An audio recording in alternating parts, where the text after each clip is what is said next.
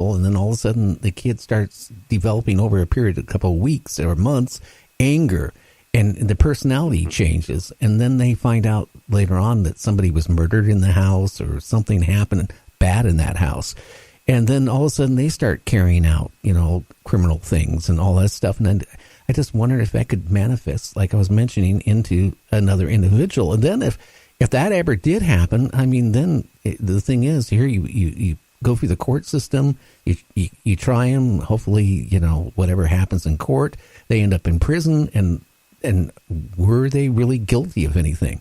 I think someday, I think the court system has to realize there's things out there that are not black and white.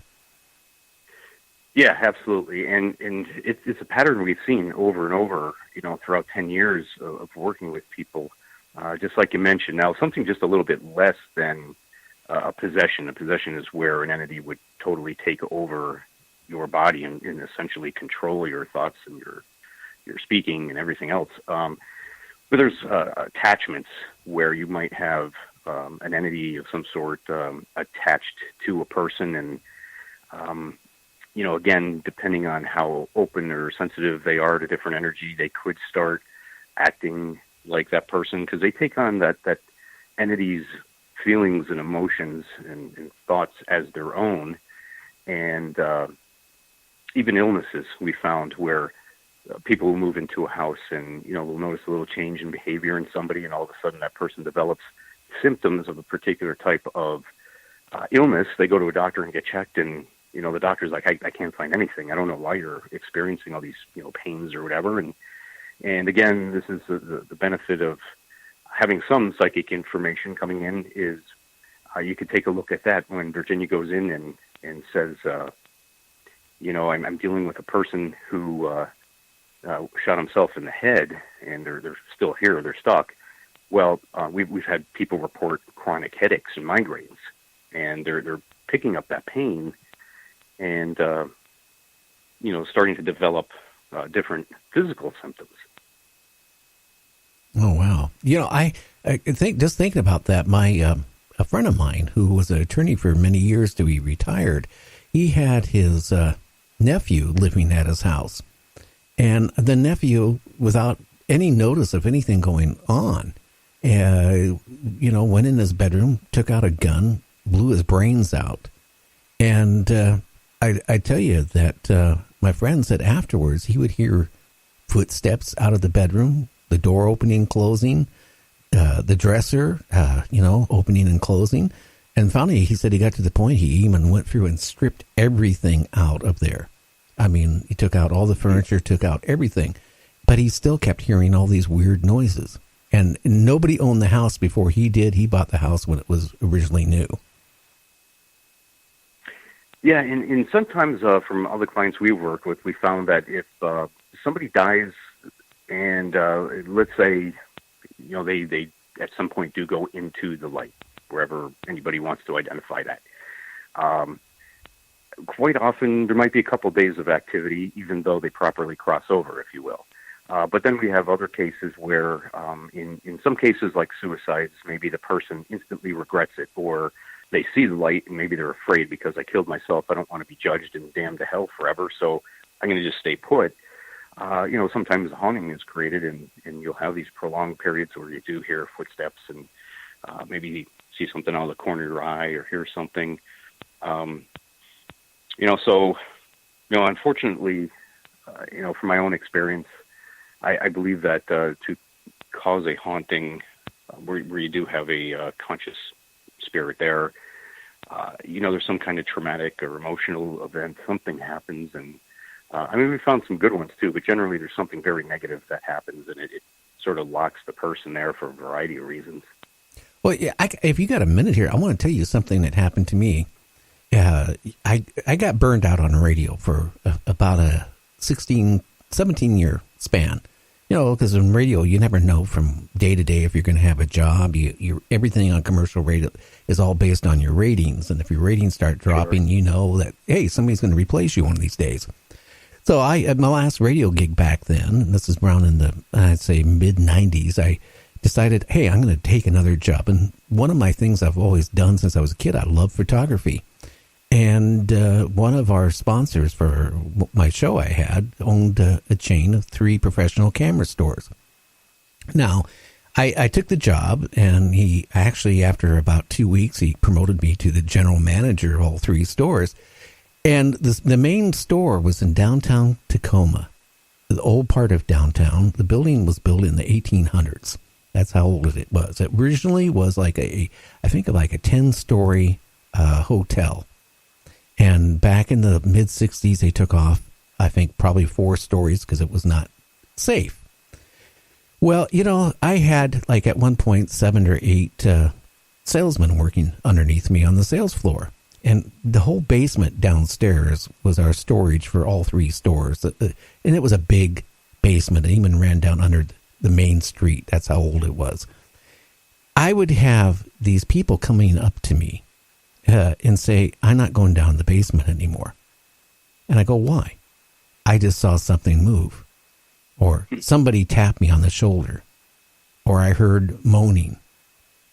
And some of these people, I'll have to be honest with you, were ex-Rangers. I had a person who was a chief bosun mate, was on, in the submarine corps. I mean, people that that are reliable. And sure. Over this 13, 14-year span, I had a lot of employees. I started thinking, well, God, not everyone we hire is going to go down there and say it's haunted, but everyone would come back after a period of time because it wouldn't happen right away. They would see things. Now, I've been down at that point in that basement hundreds of times. I never saw anything. Now, a little bit about this hotel. At one time, it was a brothel back in the late 1890s. And what I found out, originally, I guess somebody killed one of the prostitutes and cut her up and put her in a trunk upstairs. Well, that was a little bit scary. But then I guess, too, back in the 1880s and 1890s and 1900s, because it's near the port of Tacoma. So, the sailors would come in and all this stuff would come in from the ships.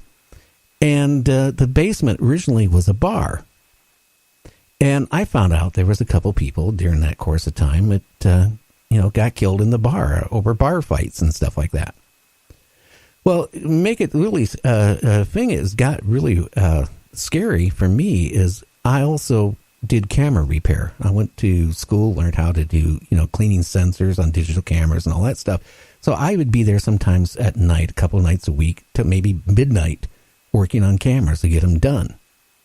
And going where my office was on the down, main floor, there was an old staircase that still went upstairs to the main corporate office and then up to another 2 floors that were not being used anymore. I would be in my office, like 11 o'clock at night, for example. Nobody is in that building. Now, the building next to me was an old Bank of California. It was empty for years. And the building on the other side of us was empty. And all those buildings kind of attached to each other. I would hear footsteps going up the stairs. And, the first time it happened, I thought, oh, gee, the owners must have came in. And I go, well, how could they come in? I had it deadbolted. But I went and checked. Sure. Nobody was there. Then, like a couple weeks later, I was there working late again. Instead of hearing just one set of footsteps, I heard multiple.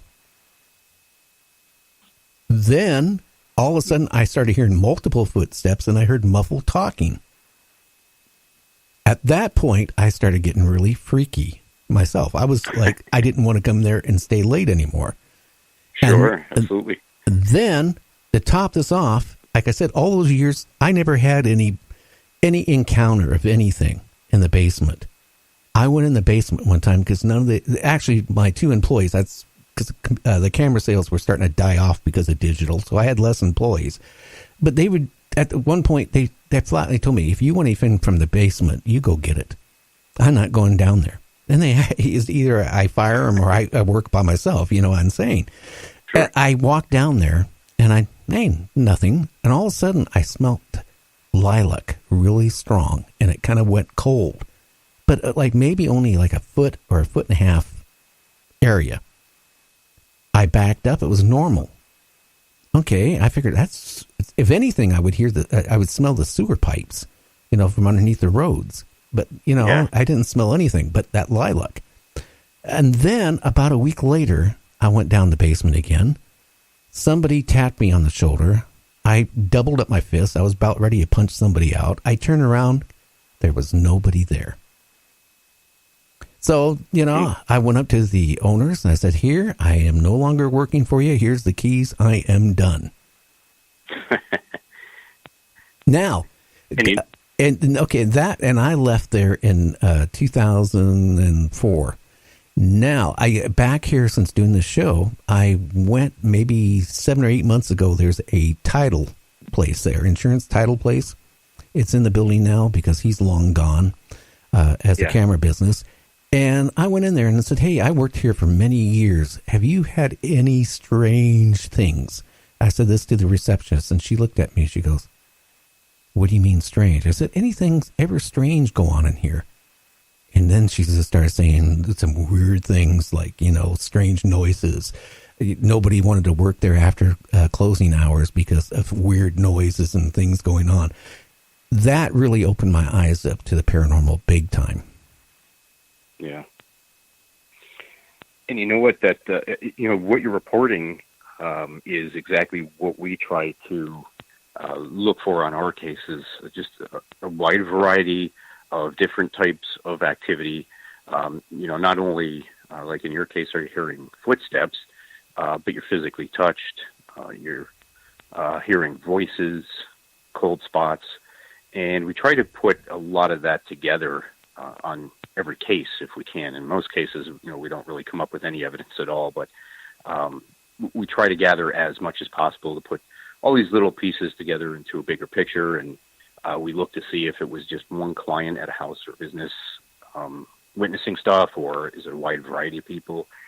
And I was kind of like you, I guess, in the beginning. It took me years of doing this before I conceded that I thought there may be a ghost behind activity. And I'm the director of the group, and I've been on more cases than any other person on our team.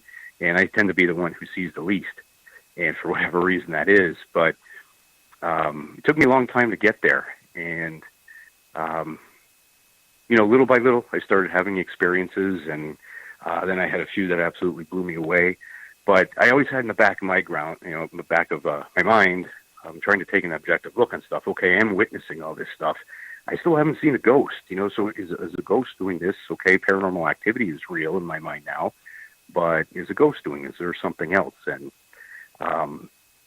it took really kind of having some responses, I think, to request to do different things, and working alongside a good psychic medium for me to really dive in and say, okay, I mean, to this day, 12 years later, I've seen very, very few anomalies that I might even consider being a ghost. I have never yet seen a person standing in front of me. It seemed like a shadow person. It looked like a figure, just all black, but it was at a distance in a hallway of an old hospital.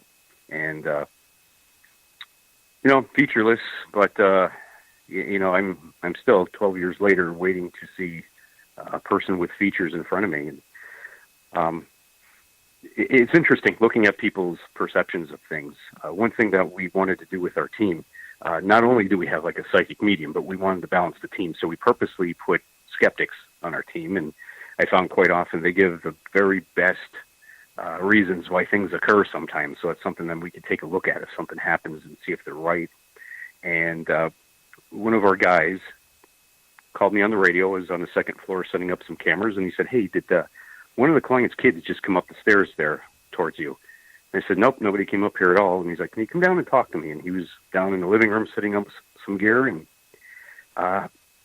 he said, I just watched this little boy walk up the stairs. And he described what he looked like, what he was wearing, even a belt that he saw in the boy. And I'm looking at him. I'm like, sounds like you saw a ghost. And he's like, well, you know what? He's like, that's what the family was reporting, seeing a child in the house. And he goes, I knew, they were reporting there was a child in the house. Maybe it's just my mind playing tricks on me. Maybe it was nothing. So there's a difference in some people in perception. even though he could describe fully what he saw,